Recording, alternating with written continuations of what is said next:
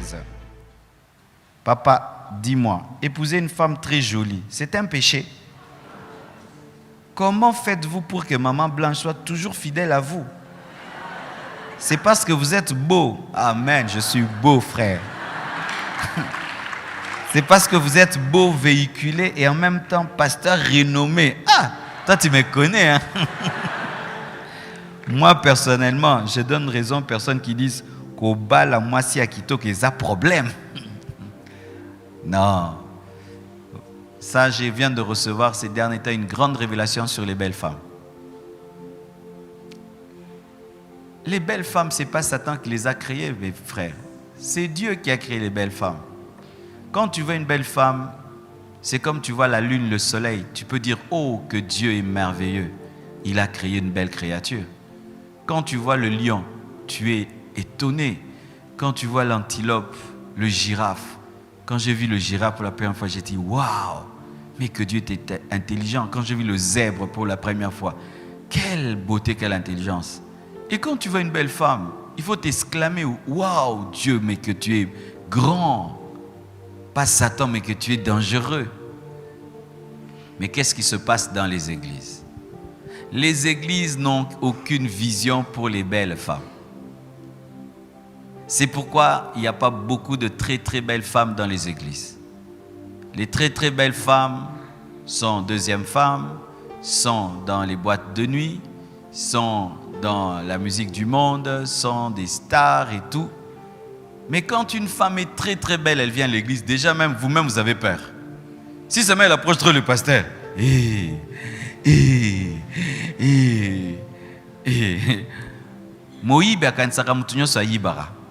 et l'impudique pense que tout le monde est impudique. Et l'homme qui est faible devant les belles femmes pense que tout le monde est faible devant les belles femmes. Sincèrement, moi, les belles femmes, moi j'ai une mission pour elles. Vous savez quoi? Les gagner et en faire des évangélistes. Parce qu'elle, si elle te dit Jésus est Seigneur, au yoka bien. Hein?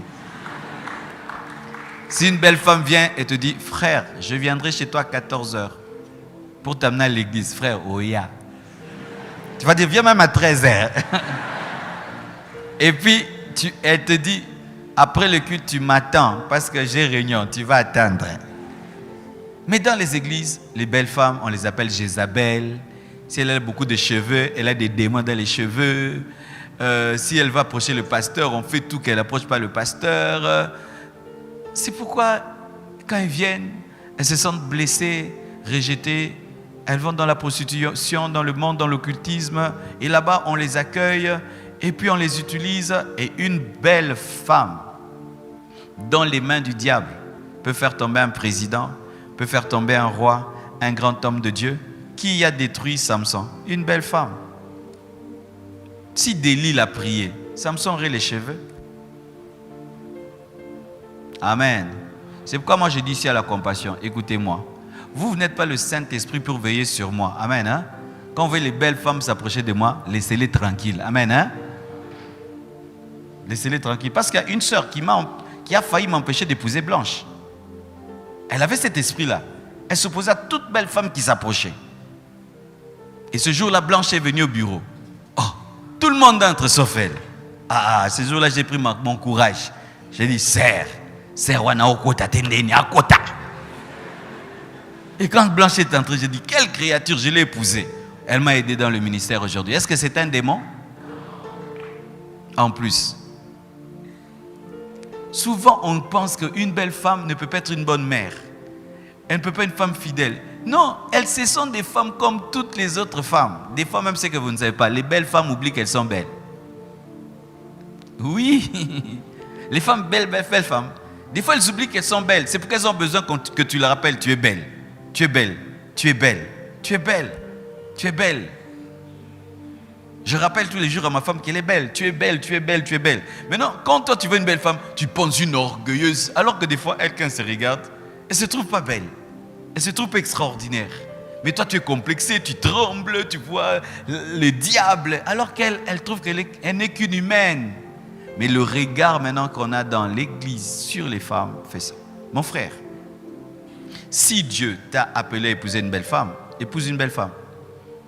Si Dieu t'appelait à épouser une très belle femme, épouse une très belle femme. Si tu fuis ta destinée, voici ce qui va t'arriver. Tu vas commencer maintenant à envier les belles femmes. Tu es marié, mais toute très belle femme te fait trembler parce que dans ta destinée, tu devais épouser une très belle femme, mais toi, ayant peur des belles femmes, pensant qu'elles sont infidèles et tout, tu te contentes de ce que Dieu ne t'a pas donné et tu vas tomber. Amen. Hein? Bien-aimés frères et sœurs, moi, les gens me disaient de telles choses. Lorsque j'ai rencontré Blanche, et j'ai dit je vais l'épouser, écoutez un ami, je le présente à Blanche. Il dit, Fio kapataboye. Je dis, ça disait de quoi? Il me dit, elle est belle, mais est-ce qu'elle pourrait être une bonne femme à la maison? Je dis, mais pourquoi tu dis ça? Tu as déjà causé avec elle? Ah, mais une femme comme ça, à la maison, elle va tout le temps là, les ongles. J'invite Blanche chez moi à la maison, je dis, peux-tu nous préparer? Elle nous fait les légumes verts. Elle nous fait une nourriture que pour que tu prépares ça, c'est-à-dire que tu prépares souvent. Tu sais, il y a des nourritures, tu peux tricher, le riz. Mais préparer les haricots et le pondou, tu réussis au lambara. Et quand j'ai les mises à la maison, je vois comment elle prend soin de la maison. Quand elle a eu des enfants, l'amour qu'elle donnait à ses enfants, j'ai dit, mais si j'avais négligé son cœur pour son extérieur, j'allais rater une belle femme comme ça, une bonne femme comme ça. Chers frères, ces belles femmes-là que vous voyez là, que vous pensez être des prostituées, qu'elles seraient infidèles, cachent des très très bonnes femmes à épouser. Frères, épousez-les. Elle va te faire aussi des beaux enfants. Donne-moi la main.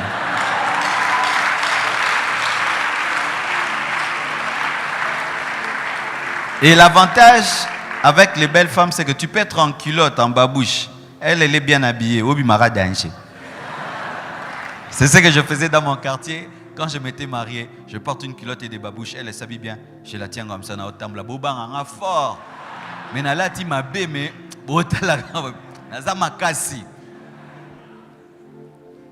voici. Quand tu épouses une belle femme, tu es complexé. C'est ce qui va attirer d'autres hommes. Mais s'ils sentent que tu as de l'assurance, tu n'as pas peur d'eux, ils vont s'éloigner. Le problème souvent des hommes qui épousent des belles femmes, c'est pas que la femme est infidèle, lui-même est complexé. Des jalousies qui n'ont pas de sens. Pourquoi tu as souri? Pourquoi tu l'as regardé? Maintenant, la femme se dit, mais qu'est-ce qu'il a celui-là? Tu commences à le mettre dans sa tête des idées qu'elle n'a même pas. Vous les belles femmes, tu la maudis et tu attires un esprit d'impudicité qu'elle n'avait même pas. Amen. Hein? Sois sûr de toi. Amen. Même pour les beaux garçons, les sœurs. Il y a aussi des sœurs, vous n'aimez pas épouser un beau garçon. Si un garçon est métis comme moi là, un impudique. Regardez, je suis un pasteur. Et ça fait quoi, ma sœur? Tu refuses d'épouser un beau garçon parce que tu as peur qu'il te trompe et tu vas te contenter d'un homme sans que tu le trouves beau. Maman, quand tu veux épouser un homme, ton cœur doit te dire il est beau. S'il ne dit pas il est beau, n'épouse pas, il n'est pas beau pour toi. Tu risques de commencer à regarder certains hommes. Quelle élégance, quelle indigne. Et quand ton mari porte comme ça, il te montre là. Il a mis Simba.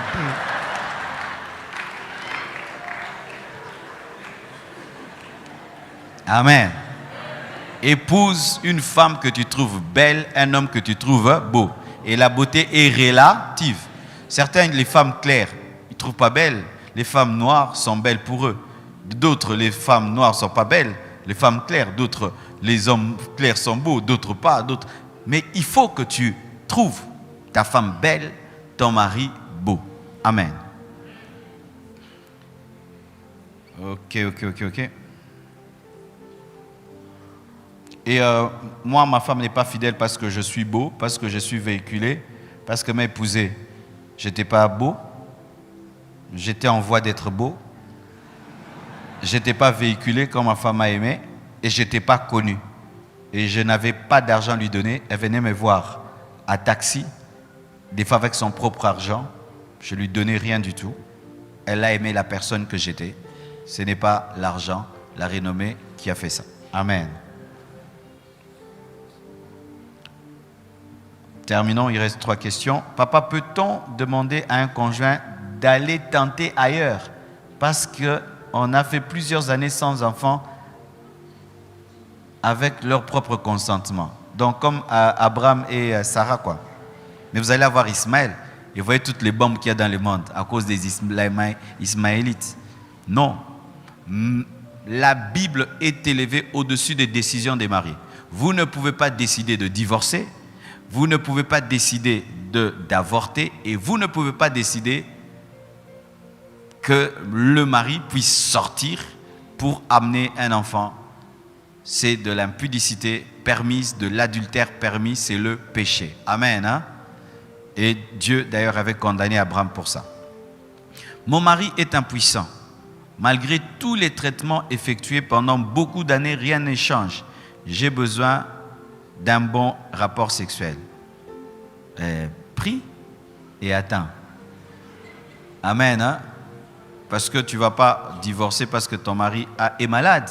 Si toi tu étais frigide, si toi tu avais un problème, est-ce que si ton mari t'a abandonné pour ça, ça allait te faire du bien? Non. J'ai rencontré une femme qui m'a étonné. Personne ne savait. Et c'était une femme très épanouie. Un jour, elle m'a dit, pasteur, tu sais quoi? Ça fait autant d'années. Mon mari est impuissant. Nous vivons d'une certaine manière, mais je l'aime tel qu'il est. J'ai dit, waouh, personne ne pouvait savoir. Comme on vous enseigne, c'est vrai, l'intimité est importante dans le couple, mais ce n'est pas tout. Parce que quand on vieillit, après, on n'en a pas trop besoin.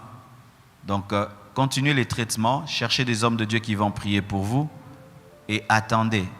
Mais c'est que des fois, les femmes ne savent pas, c'est que quand un homme est impuissant et tu l'insultes d'être impuissant, il devient archi-impuissant. C'est parce que c'est le mental. J'ai rencontré un homme devant sa femme, il était impuissant. Quand il trompe sa femme, il devenait puissant.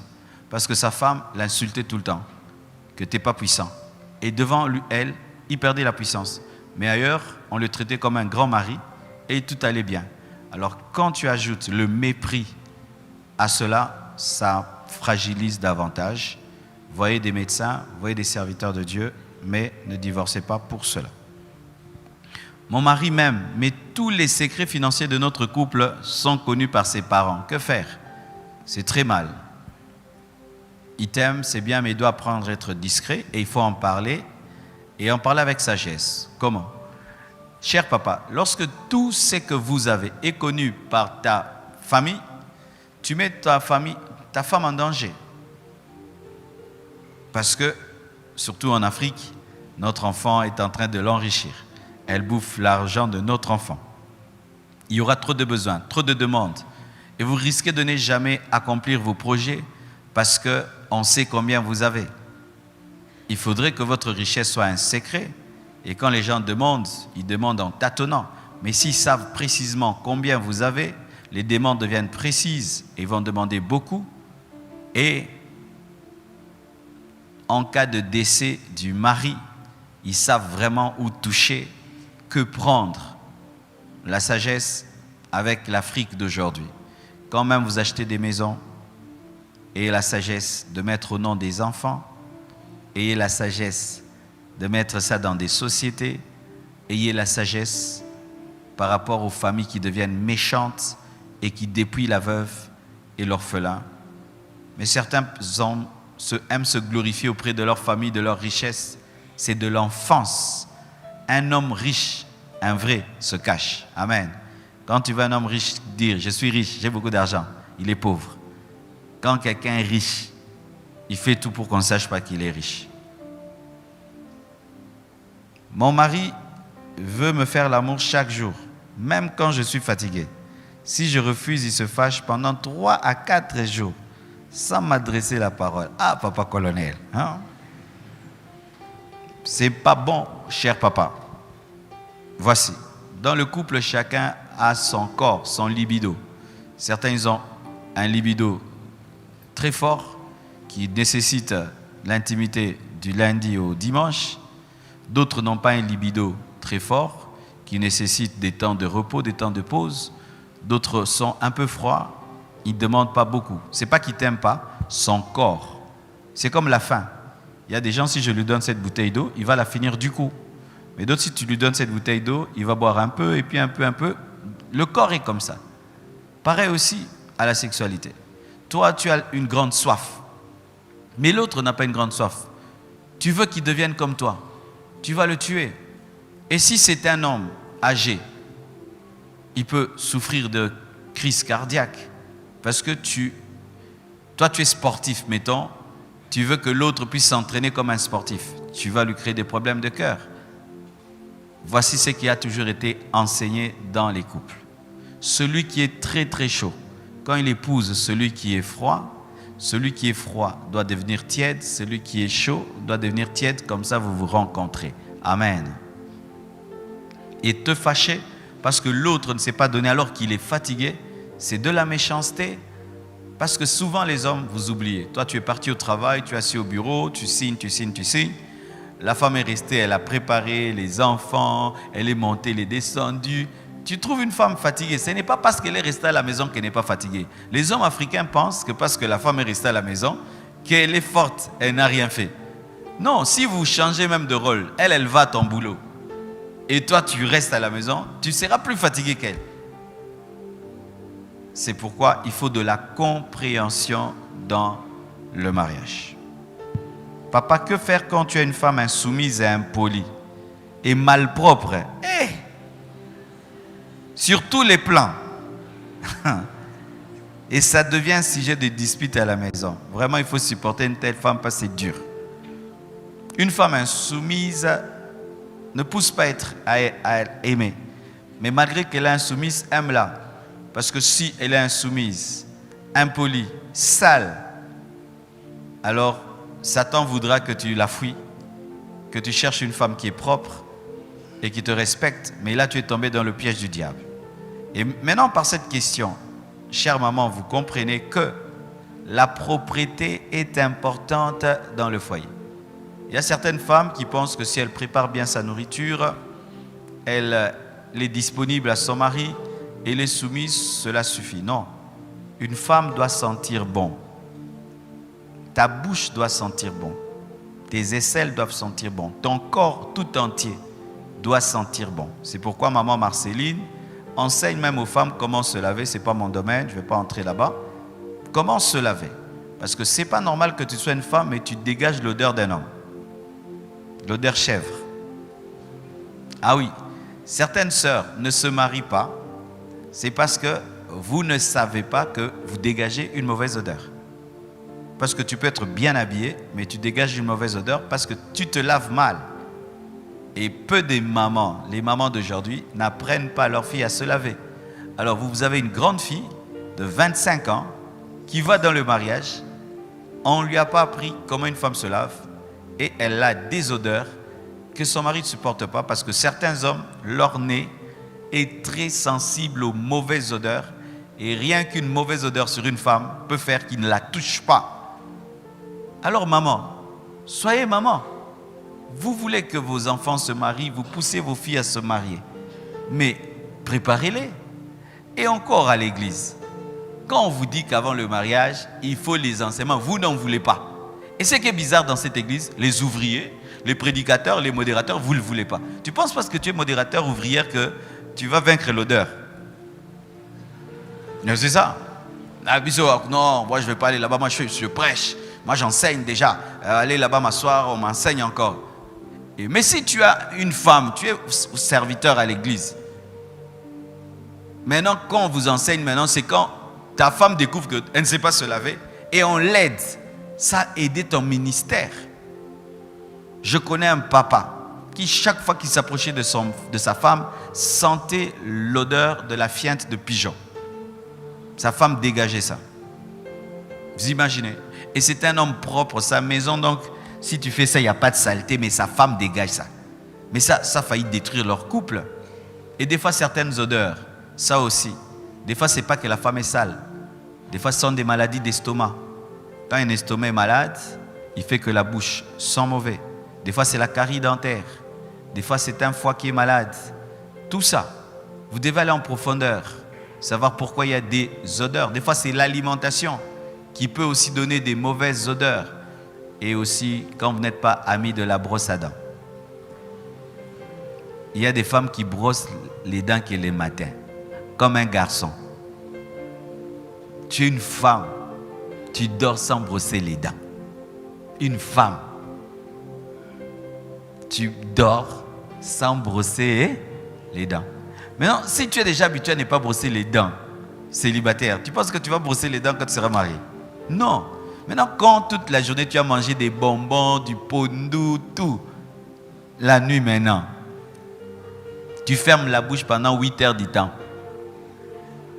Quand le matin, tu vas dire bonjour, ce sera un bonjour gazeux.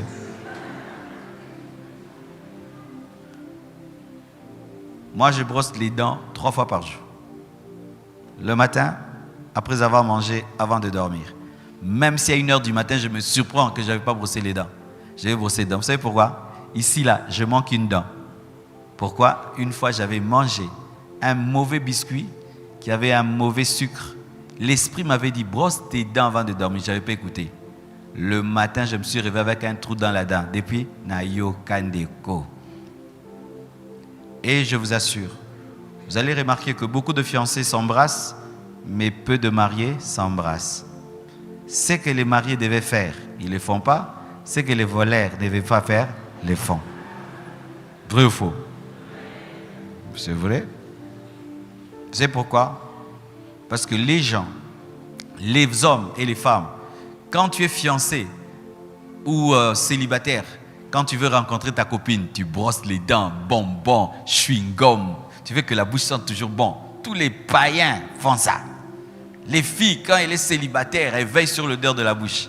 Mais une fois qu'on devient maman abana, papa abana, ya elumbe lumbate, sinabala yoti. Si on peut bon ma bisou pe sila pour que lumbe leki. Et en français pour ceux qui nous suivent. Ça, vous devez apprendre les lignes. Je ne sais même pas comment je vais dire en français. C'est-à-dire que les mauvaises odeurs empêchent que les gens s'embrassent. C'est ce que j'ai dit en lingala. Ok. Est-ce qu'en faisant l'amour, un homme peut-il sucer le vagin de son épouse et le pénis de son époux? J'en avais déjà parlé du cunnilingus et de la fellation la fois passée. C'est que dans la parole de Dieu, il n'y a pas tout qui est écrit. Sinon, si tout était écrit, la Bible serait grosse comme ça. On dit même que les miracles que Jésus a fait, si seulement on écrivait les miracles que Jésus a fait, même le monde ne pourrait contenir ce livre. Ce qui fait que la Bible est un condensé. Un condensé. Dans ce condensé, qu'est-ce que la Bible nous dit? La Bible nous dit, pas d'homosexualité, c'est clair. Il n'y a pas de relation entre homme et homme. Lesbianisme, femme et femme, clairement interdit. C'est interdit l'inceste, les gens qui ont le même sang, c'est interdit. L'adultère, c'est interdit. L'impudicité, c'est interdit. La zoophilie, coucher avec les animaux, c'est interdit. Nécromancie, nécrophilie, c'est clairement interdit.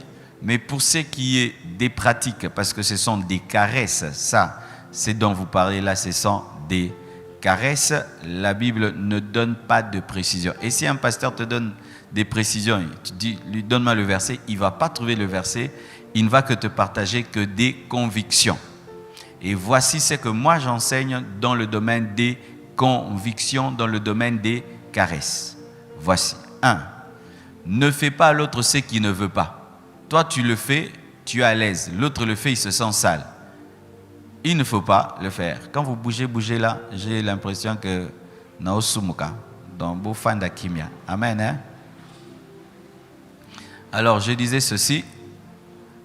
Quand les caresses, il n'y a pas de précision biblique que tu vas caresser ta femme comme ça et pas comme ça. Il n'y a pas de verset. Mais la Bible nous dit que le corps de l'homme est à la femme, le corps de la femme est à l'homme. Tout le corps de l'homme est à la femme, tout le corps de la femme est à l'homme. Mais la Bible dit aussi que tout ce qui n'est pas le produit d'une conviction est un péché. C'est-à-dire que si pendant que vous le faites, vous vous sentez sale, impur, il ne faut pas le faire parce que vous allez demander pardon après. Et si l'un est à l'aise et l'autre n'est pas à l'aise, dans le mariage, c'est l'amour. Tu ne peux pas faire à l'autre quelque chose, toi tu es à l'aise, mais lui n'est pas à l'aise. Amen. La plupart des temps, c'est quand l'un d'eux a eu une vie sexuelle très expérimentée avant le mariage, l'autre n'en a pas eu. Celui qui a eu une vie très expérimentée, quand il vient, il demande beaucoup de choses dans les caresses. Mais celui qui n'est pas expérimenté se limite aux choses basiques et trouve que le reste, ce sont des déviations. C'est pourquoi, voici, ne fais pas à l'autre ce qu'il ne veut pas. 2, ne faites pas des choses si vous n'êtes pas convaincu par le Saint-Esprit, parce que l'Esprit de Dieu parle aussi. Aussi, ne fais pas à l'autre quelque chose qui lui fait mal ou qui lui fait honte. Encore, il faut tenir compte de l'hygiène. Amen. Hein? De l'hygiène. Certains médecins ont dit que le fait de mettre ta bouche dans le corps de la femme, si elle a un problème de microbes, tu peux attraper des microbes. Aussi, l'homme ayant des caries dentaires et des problèmes dans sa bouche peut communiquer aussi des microbes. Alors, ces pratiques-là, cherchez des médecins, dites, nous voulons les faire, mais quelles sont les conséquences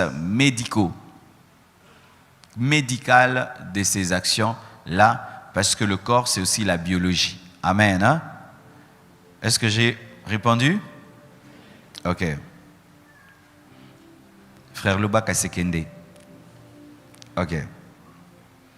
Voici encore. Quelle est la meilleure position pour faire les rapports sexuels? Ça vraiment, c'est trop de demander à un pasteur. Amen. N'est-ce pas? Donc ça vraiment, on passe. Allez voir Papa Belade, Papa Boms. Il y a des cours, des enseignements qui se donnent pour cela. Peut-être que la question a été mal formulée. Je crois qu'elle était trop brute et tout le reste.